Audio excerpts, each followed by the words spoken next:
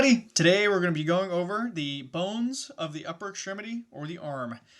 We've gone over all the muscles, and so now we're going to be going over all of the bony structures that these muscles attach to and learn how they support and move our body. Our first one on the list is sternum.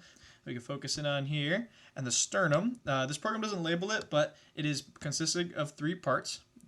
This top part of the sternum is called the manubrium of the sternum up here, which is actually where the clavicle articulates with it. This right here is the body of the sternum, and this last part right here is called the xiphoid process. Xiphoid comes from the Latin word xiphos, which is Latin for sword, which is pretty cool. It's kind of why it looks like a sword. So, named appropriately. Our next bone up here is the clavicle. Clavicle is a very important bone as it attaches the axial skeleton, which is our center bony structure here, including the spine and the sternum, with the appendicular skeleton out here with the scapula and the humerus and the entire arm. So it serves the connector point, so all the forces do travel through here. Commonly fractured bone is the clavicle, especially with high contact sports like hockey and football.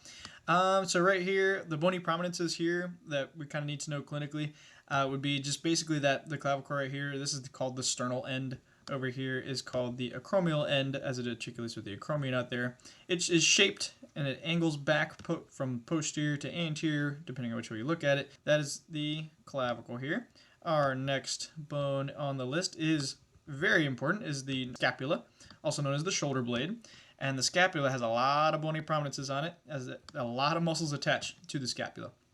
If we look at the anterior view here, this right here, this end blank spot right here is called the subscapularis fossa, where the subscapularis attaches.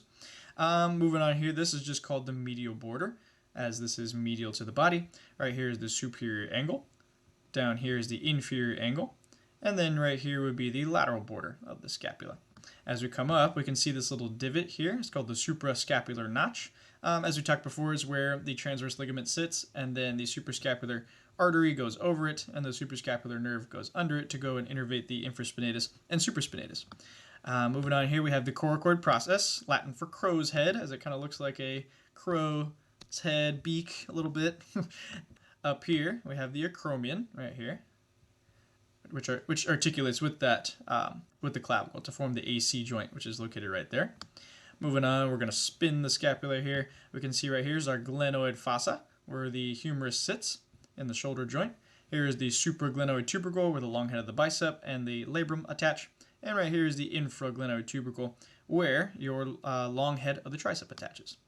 Right here, on the back here, we see the sphenoglenoid notch, which is right between the spine and the glenoid, where that suprascapular artery and nerve, you can kind of see it's faded, travel right there to go from the supraspinatus down to the infraspinatus.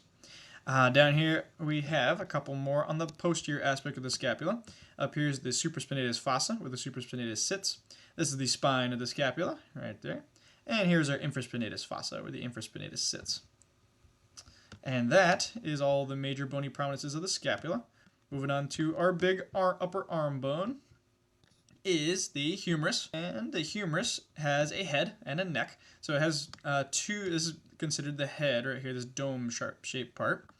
And these little bony prominences here, here's our lesser tubercle, and then out here would be the greater tubercle. Big attachment points for a lot of the muscles that we talked about for the rotator cuff and the shoulder joint. Right here, this little line almost is called the anatomical neck. Beneath the tubercles, the greater and lesser tubercle, we have another imaginary line that I'm drawing with my cursor, would be the surgical neck. Surgical neck is where a lot of fractures do occur in people. And we have to be careful of axillary nerve damage with surgical neck fractures of the humerus. Moving down, we can spin the humerus around to the posterior aspect to see a couple more bony prominences. Almost point right here is very slight, but it's called the deltoid tuberosity, where the deltoid attaches on the humerus to move the shoulder joint. Back here we also have the radial groove of the humerus. It's not really super depicted, but we can see holds. It's named that after how the radial nerve, which is right here, courses and goes right posteriorly and courses behind and wraps around the humerus. And then moving down to the distal part of the humerus, we have a lot of things going on here. So just in general, this chunk is called the medial condyle. This chunk right here, split it down the middle, is called the lateral condyle. Up here we have the supracondylar ridges, named appropriately as they're above the condyle. These bony prominences out here, most particularly is the medial epicondyle, where our flexor masses and finger flexors attach musculature. And then over here is our lateral epicondyle, where a lot of our wrist and finger extensors attach right there. Moving on, we have this circular structure out here. This is called the capitulum or capitellum, and this is where the radius articulates with the humerus. And the spool-like structure right next to it, a little more medially sitting, is the trochlea, where the ulna sits.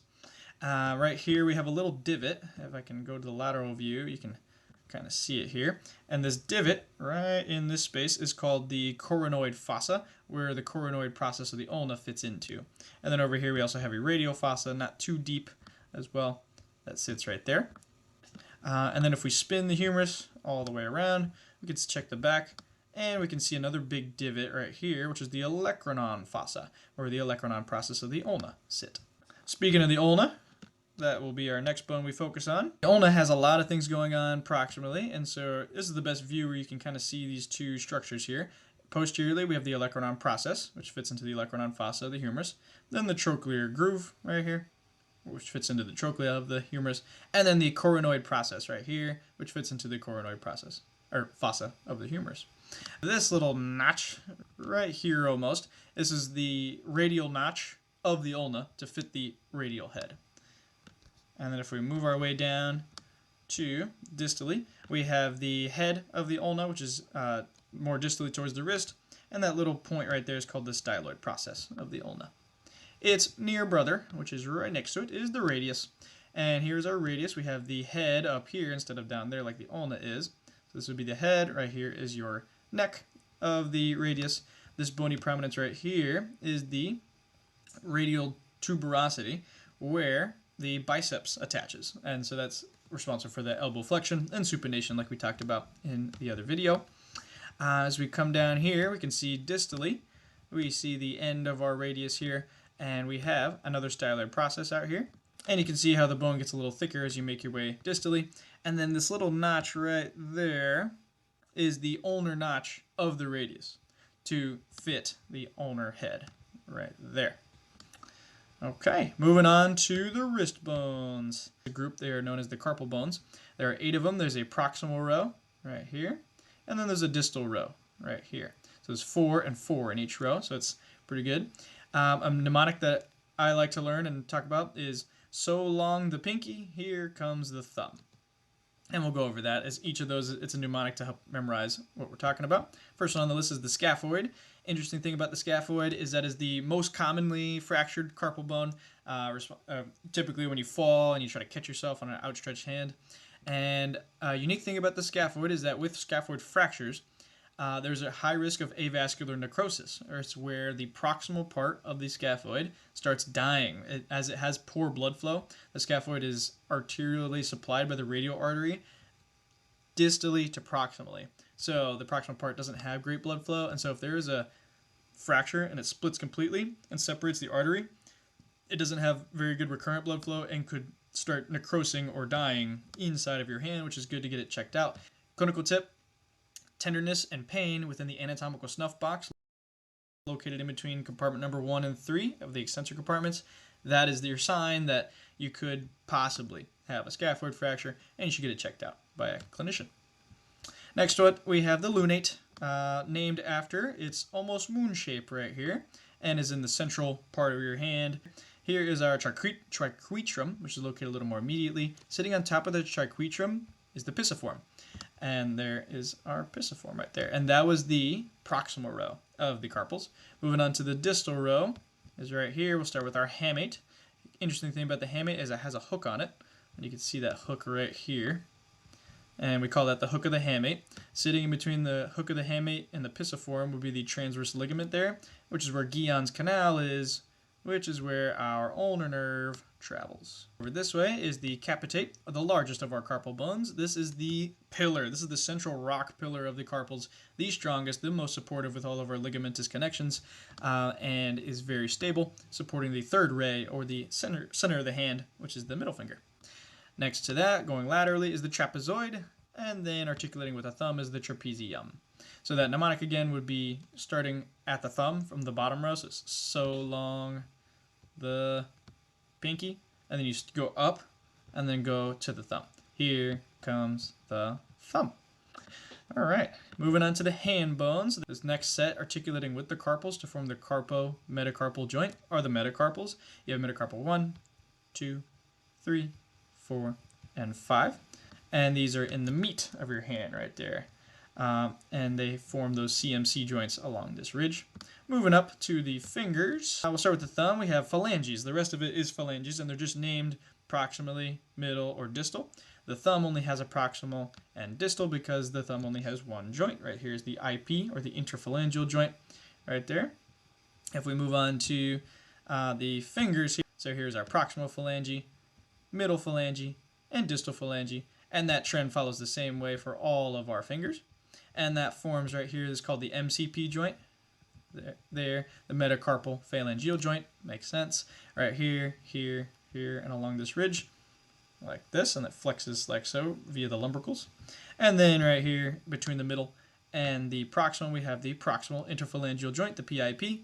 And then lastly, that last joint set right here is in between the middle and the distal phalanges, the distal interphalangeal joint. And those are all of the bones of the upper extremity of the entire arm. I hope you learned something. I hope you took something away from this. If you have any questions, please feel free to put it down in the comments. I am the PT guy, educating you on God's wonderful creations. I'll see you in the next one.